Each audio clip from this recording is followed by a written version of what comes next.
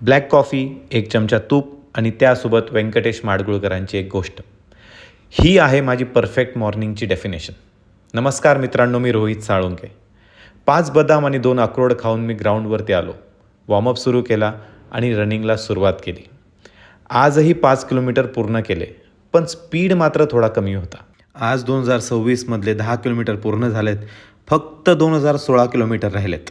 नंतर थोड्या वेळ स्ट्रेचिंग केली आणि घरासाठी थोडा भाजीपालाही घेऊन आलो. दररोज थोडे पुशअप्स मारायचाही प्रयत्न करतोय, पण 4थ्याच पुशअपला मी नेहमीसारखा फुस झालो.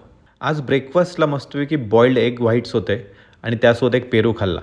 पण खरी मजा तर दुपारच्या जेवणात आली.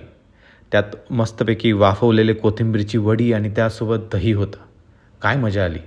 दुपारी 3 वाजता काम करता करता ब्लॅक कॉफी घेतली आणि सायंकाळी 6 वाजता जेवणामध्ये भाकरी आणि मटकीची भाजी होती. तिचा व्हिडिओ घ्यायला मी पूर्णपणे विसरलो. असो, आता आपण भेटूया पुढच्या व्हिडिओमध्ये. जय श्रीराम.